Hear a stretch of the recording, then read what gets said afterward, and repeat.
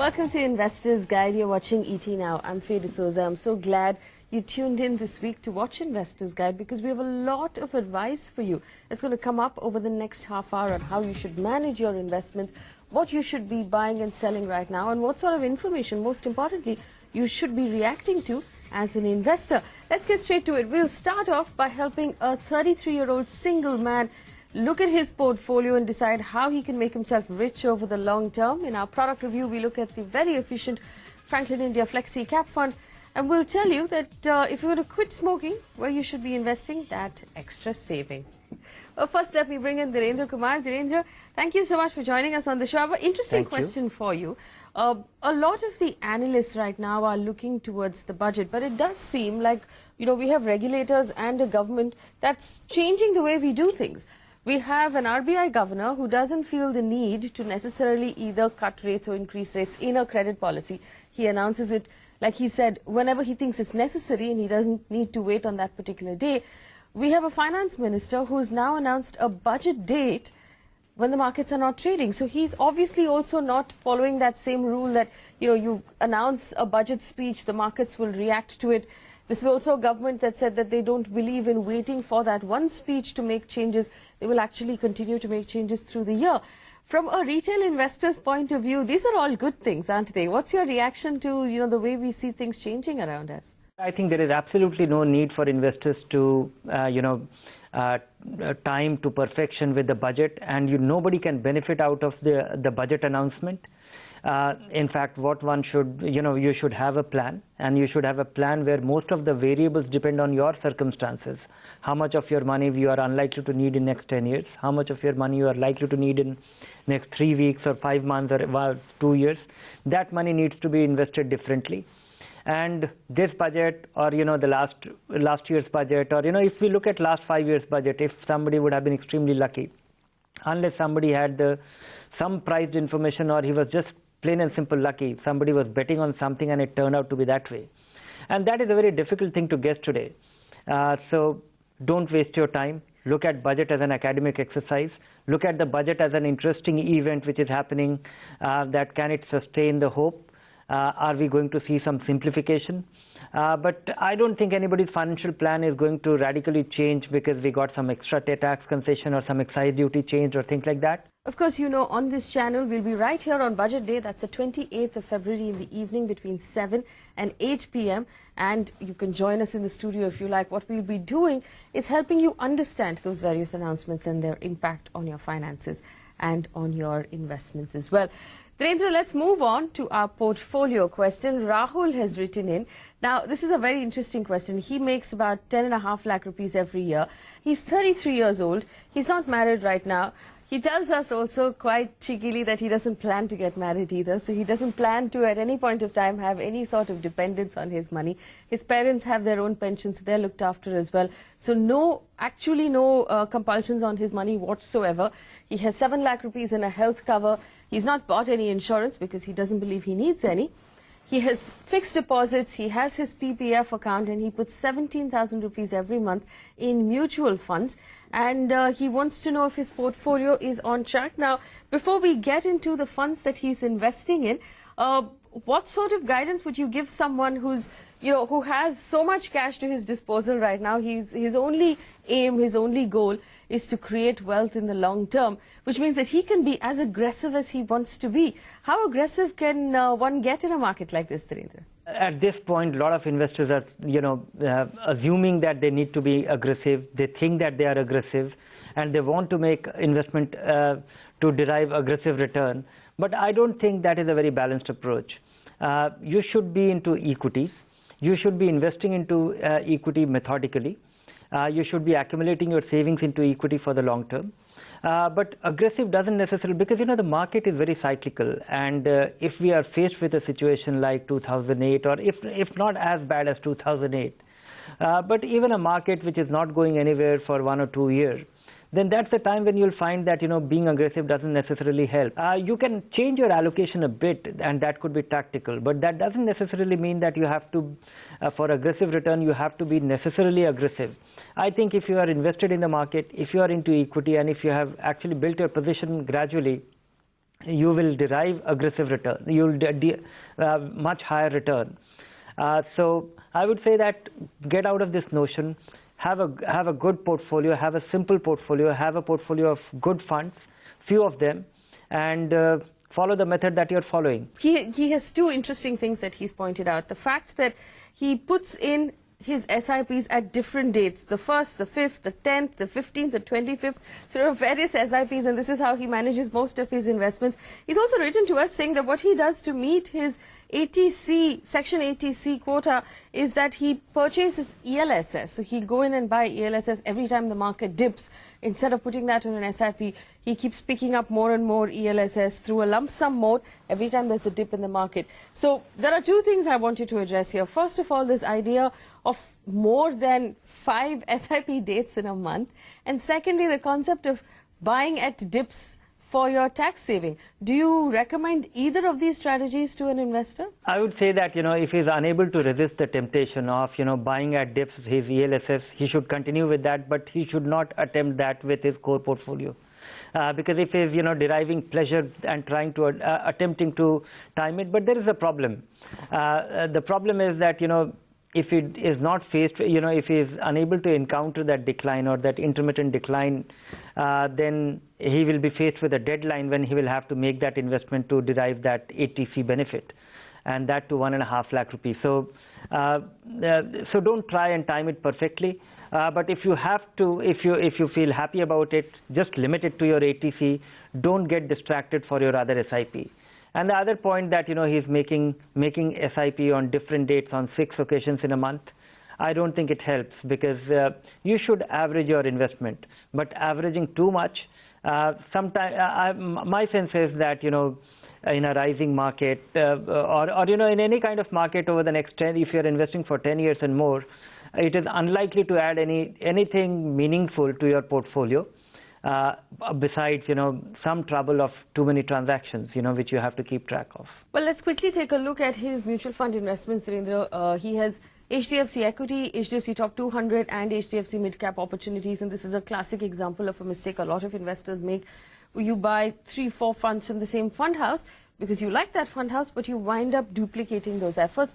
He also has IDFC Premier Equity, Quantum Tax Saving and Reliance Tax Saver. Dhirendra, what would you recommend he does? Can he consolidate those first 3 investments into one fund? Yeah, first 3 investments should be consolidated into one fund, and he should choose one of the 2 funds, either HDFC Equity for a balanced approach to getting a full market exposure, or going by his preference for being targeting aggressive return. He should well consider HDFC Mid Cap Opportunity, which is an outstanding mid cap fund. That apart, the tax saving fund he has chosen is a great, aggressive fund, and also the fact that you will be holding a tax saving for at least 3 years, and his time frame is much longer. Would you like to replace that fund with anything else, Dhirendra? Because if he consolidates the first 3, now he has very few funds in his portfolio. Would you like to add a fund to his portfolio? Yeah, if he's looking at, a fund which will be a complementary thing, complementary to his existing portfolio, given the revamp. And I would say, something like Franklin High Growth Companies fund could be an appropriate addition to this. And UTI Equity can also be a meaningful addition. And I'm referring to these funds where he will have the experience of, fund managers, getting beyond the style of a specific fund. So there you have it. That's the advice you're getting right now. And remember, even though you are an aggressive investor, sometimes there is the risk of doing too much with your investments. If you have any more questions, of course, you can write to us. Our email ID is on your screen. Thank you for getting in touch with us. I want to slip in another very quick question. Suresh Kurana has written in Dhirendra. He's 60 years old. He wants to put aside 20 lakh rupees in a debt mutual fund for a time horizon of between 6 months, he says, or 3 years based on when he needs the money. He says he's adequately invested in equity-oriented mutual funds and he has balanced funds. He just wants to know what to do with this money because he's not really sure when he might need it. So what is the best way for someone in his age group to invest short-term money, Dhirendra? Right now, the return on income funds or the debt funds or the dynamic funds might look very tempting, but investors should not go for that for your money, which you are likely to need in 6 to 12 months. For that, consider a short-term fund. And if I have to suggest some, I would say the Birla Sun Life medium-term plan, medium-term fund, or Franklin short-term plan could be a desirable option. All right, on your screen right now are funds that Dhirendra recommends for a 60-year-old who wants to put money away. If you have any more questions, feel free to get in touch with us. We're going to take a very quick break. When we come back, it's time for our product review. The Franklin India Flexi Cap Fund is under the scanner this week. That's on the other side. Don't go anywhere.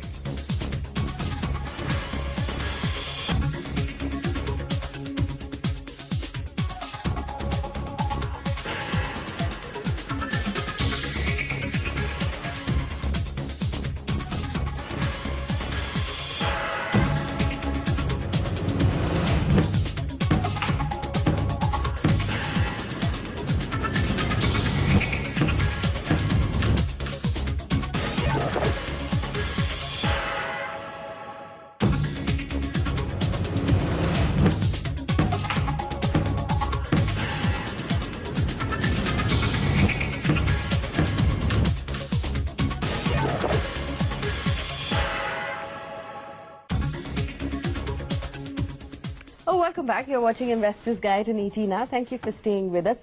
Dhirendra Kumar is waiting around as well to give us his verdict on the fund under the scanner. But first, I'm going to bring in Avan, and she'll give us an introduction to this fund. Avan. Thanks, Faye. The Franklin India Flexi Cap Fund is under the spotlight this week. The fund is an open-ended diversified equity fund and allocates up to 70% of its assets in large caps and 20% in mid and small cap stocks. The fund follows a traditional investment philosophy despite the change in its management, and the fund manager concentrates more on sustainability of growth over flashier momentum plays and gives importance on strong business models, competitive advantage and quality management. Backed by a team with great conviction, the fund avoids areas that are richly valued in the market but believes investing in stocks that are beaten down or out of favor. In its 10-year track record, the fund outbeat its peers and the benchmark by a handsome margin. The fund stole the 5th rank just 5 years after its launch, but gradually in 2013-14, it languished as an average performer as it slipped to the 16th rank. Since its launch, the fund has delivered returns of up to 20%, and last year alone it delivered a return of 70%. So despite its fall in rank, should this fund be a part of your portfolio? Let's find out. With that, back to you, Faye. All right, Avan, thank you for that introduction. The Franklin India Flexi Cap Fund is the one that we're looking at in particular. But the general group of funds from Franklin have had a fairly good year, haven't they? This one in particular. Would you say that for anybody looking, to make an equity investment right now, this is the kind of fund really they should consider in the market that we're seeing at this point? Yes, it's a good fund. And it has always been a reasonable fund, but I am really at loss that we have many other funds of this kind. This fund has never shown anything extraordinary. It just does the dull thing in a fairly boring way and has been fairly consistent. This fund has never been in spotlight for any extraordinary return in any brief period of time. All right, Dhirendra, this fund has gone up 1 star on value research in the last 1 year. What would you give it on Investor's Guide from an investor's point of view? I would give it a 4-star once again. And I think it is a fairly consistently performing fund. And there has never been anything questionable. So investors looking for a fund to invest regularly for a few years should well consider this. All right, 4 stars there for the Franklin India Flexi Cap Fund on Investor's Guide. If there's a particular fund that you'd like us to review, that either you have in your portfolio or you're considering, write to us. Email ID is on your screen. We're open to suggestions, of course. Let's move on now to our popular hold or sell segment. Well, Patra Balakrishnan has written in Dhirendra. He began investing last year. He selected a list of funds. Now, here's the thing. He has 3 lakh rupees that he would like to put in mutual funds as of now. He wants to split it across 12 mutual funds, which do seem like one too many. He's an aggressive investor. He's willing to take the risk. We're hearing a lot more from aggressive investors in this market. They were very quiet last year, in fact. He sent us a list of the funds in his portfolio. And before I read through 12 funds, Dhirendra, I want to go back to the basics one more time. As aggressive as I might consider myself to be, does it make sense for me to pick 7 small and mid-cap funds, or will one or two do the trick? Mid-cap funds, I think, at most 2 or 3 will do the trick, and you will attain great diversity, the skills of fairly proven fund managers. And I don't think, anything beyond 4 or 5 will add anything meaningful to your portfolio. All right, so what I'm going to do then, Dhirendra, is I'll call out the shortlist of his mid and small cap funds. There are 7 right now. We can bring them down. There's Sundaram Smile, there's Franklin India Smaller Companies Fund, DSP BlackRock Microcap, ICICI Prudential Midcap, UTI Midcap, HDFC Midcap Opportunities, and the Birla Sun Life MNC Fund. I don't think he needs all of them. What would you recommend he does? If you were to pick maybe 2 that he can invest in at this point, which ones would they be? If I have to choose 2 or 3, I would go with, Franklin Smaller Companies Fund and HDFC Midcap Opportunity Fund, as well as, Sundaram Smile. For what it has demonstrated in recent times. So 3 there out of that entire list. He does have a couple of banking funds that he wants to invest in the ICICI Prudential Banking and Financial Services and Reliance Banking at this point. He's also picked thematically UTI Transportation and Logistics and the Franklin India Build India Fund, which is an infrastructure fund at this point. Do you recommend any of these, or can he just completely avoid them altogether? Ignore the banking fund, not to invest in that. Likewise, Franklin's Build India Fund. He can well consider, the Transportation and Logistics Fund, which looks very promising. It's a unique fund, and there is a possibility that many of the diverse portfolio may not have it. Franklin India Higher Growth Companies Fund is an outstanding fund. Ideally, I would suggest him that, if he's an aggressive investor and he's looking at such option, this is a more diverse option. I'm not going to let this go that easily. You've spent the last 6 years telling us to avoid thematic funds and sector-specific funds. You've now recommended the UTI Transportation and Logistics Fund. I want you to be very clear about what sort of investor should consider this fund, at what exposure to their portfolio, and at what risk. Ideally, most of the investors who watch our program can do without this fund. Only in case of this investor, who has chosen some very aggressive fund, and I'm just trying to moderate it and trying to make it little interesting, this fund actually looks very impressive because, this is a fund which has done very well. This is a very promising sector. Most investors, most general investors who are onto a SIP plan with 1 or 2 funds can well do without any of these things. Dhirendra, thank you so much for staying with us this week and answering all of our questions. Thank you. Of course, if you have a question for Dhirendra, you know how to get in touch with us. On the other side, we will bring in another one of our experts. We will talk about where you should be investing all of the spare money that you're saving now that you've quit smoking. Don't go anywhere.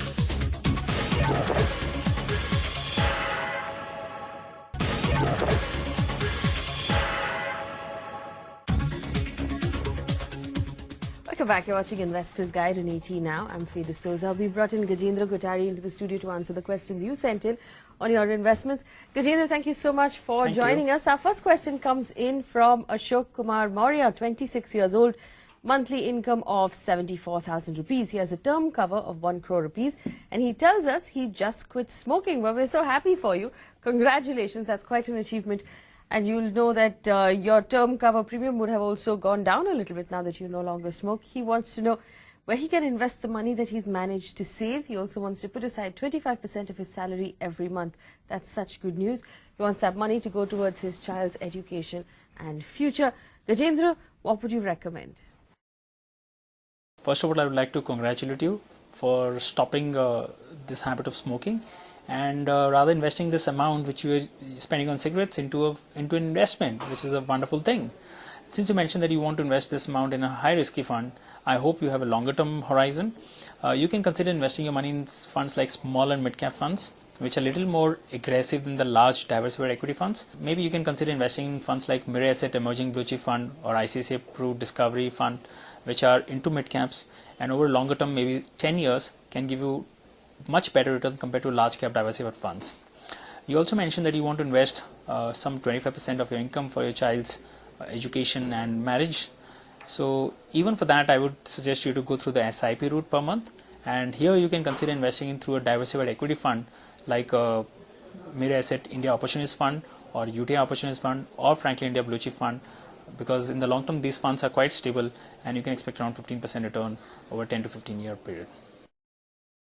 Our next question comes in from a woman investor. Aisha writes in, she says she took a sabbatical and will return to work fairly soon. But in the meantime, she has a lump sum of 5 lakh rupees and wants to know if the HDFC SL Crest plan is the right place for this money. Gajendra, she has told us she might need this money maybe in the next 5 or 7 years. That's a fairly longish time horizon.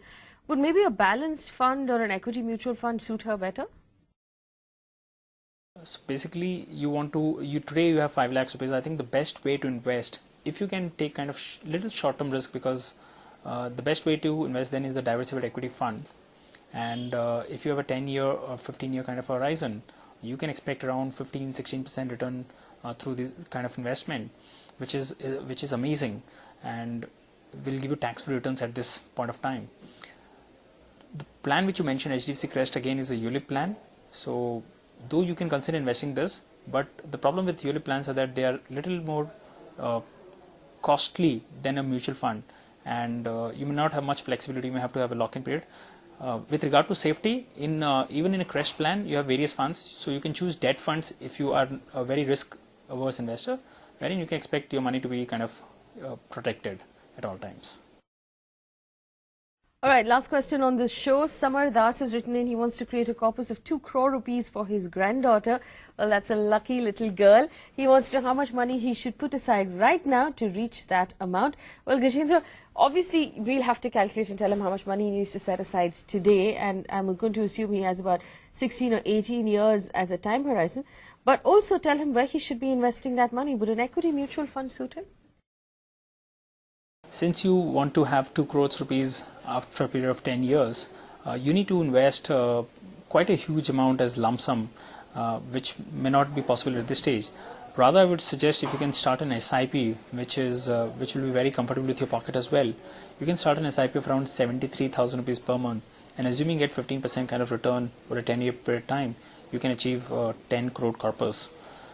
These SIP can be in a diversified equity funds like ICICI Prudential Focus Blue Chip Fund or Franklin Templeton Blue Chip Fund, which invests your money in top 50, 100 companies of India, and over long term you can expect stable returns of around 14-15% and help you to achieve your goals.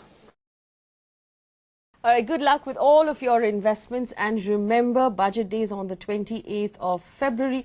You're welcome to join us right here in our studios at 7 p.m. when we'll go live, and we'll help you understand what impact that budget announcement will have on your money and your investments. You can send in any questions you have as well to the email ID that's at the bottom of your screen. Thank you so much for watching Investors Guide this week. Stay with ET now.